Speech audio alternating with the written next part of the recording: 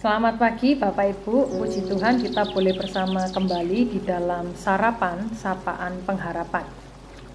Kita merenungkan sebuah tema kembali kepada Tuhan yang terambil dari Yeremia 29 ayat yang ke-13. Apabila kamu mencari aku, kamu akan menemukan aku.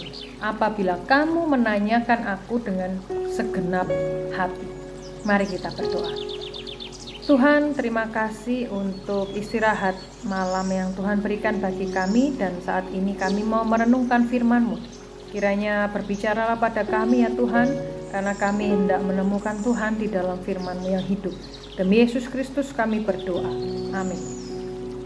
Bapak Ibu, seberapapun jauhnya kita dari Tuhan hari ini, ada jalan untuk kembali kepadanya.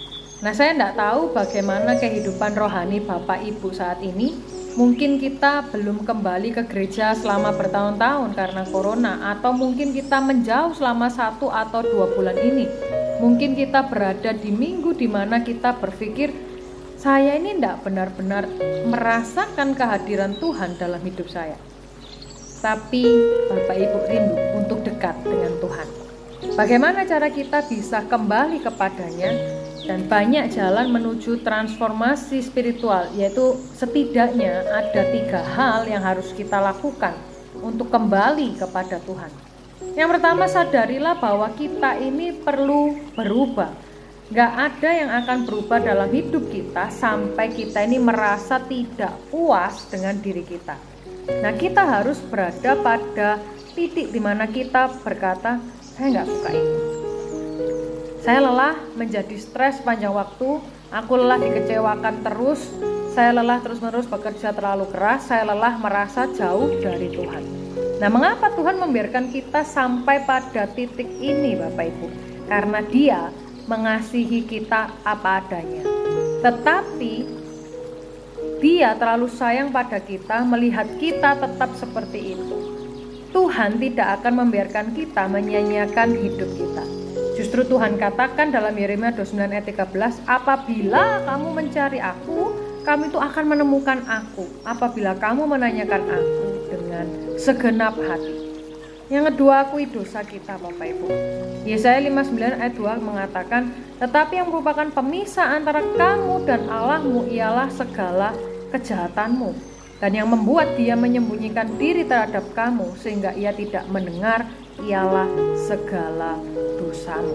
Nah, pernahkah kita berdoa dan merasa seolah Tuhan itu berada dalam 1 juta mil jauhnya, atau seolah ada tembok pemisah antara kita dan Tuhan?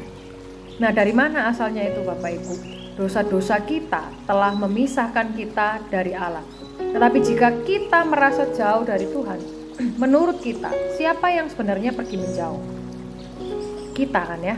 Allah selalu ada di sana, dan Tuhan mencintai kita tanpa syarat, dan Dia tengah menunggu kita untuk mengakui dosa-dosa kita sehingga kita dapat menjalin hubungan dengan Tuhan kembali. Dan yang ketiga adalah serahkan kendali Bapak Ibu. Alkitab katakan kita semua ini mencerminkan kemuliaan Tuhan dengan muka yang tidak berselubung, dan karena kemuliaan itu datangnya dari Tuhan yang adalah Roh, maka kita diubah menjadi serupa dengan gambarnya dalam kemuliaan yang semakin besar.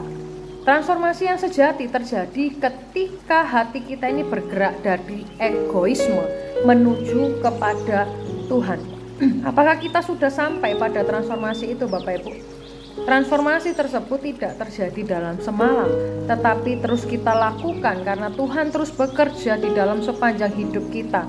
Kita harus mengambil keputusan untuk bertobat demi kemurahan Allah yang terus-menerus dinasihatkan kepada kita untuk terus mempersembahkan persembahan tubuh yang adalah ibadah sejati kita. Tuhan ingin dekat dengan kita, dan Dia berjanji bahwa ketika kita mengikuti Dia dengan sungguh-sungguh, maka kita tidak akan kecewa. Taruhlah harapan kita kepada Tuhan Bapak Ibu. Kembalilah kepada Tuhan karena Tuhan sedang menunggu dan menanti kita dengan sukacita. Mari kita bersama berdoa. Ya Tuhan Allah Bapa, terima kasih untuk panggilan yang Tuhan berikan bagi kami, untuk kami terus bertobat dan mengasihi Tuhan di dalam kehidupan kami. Tolonglah kami ya Tuhan Yesus, karena sebagaimana pemazmur katakan, berbahagialah setiap orang yang berlindung kepada Engkau. Kami mengamini hal itu ya Tuhan. Tolonglah kami di dalam sepanjang hidup ini agar terus berharap dan terus bersandar kepada Tuhan, sehingga kehidupan kami ini sepenuhnya dikendalikan oleh kuasa dan kehendak-Mu. Terpujilah Engkau ya Tuhan Yesus, karena kami berharap dan berlindung di dalam-Mu. Demi nama Yesus Kristus kami berdoa. Amin. Tuhan Yesus memberkati Bapak Ibu. Sampai jumpa di sarapan minggu depan.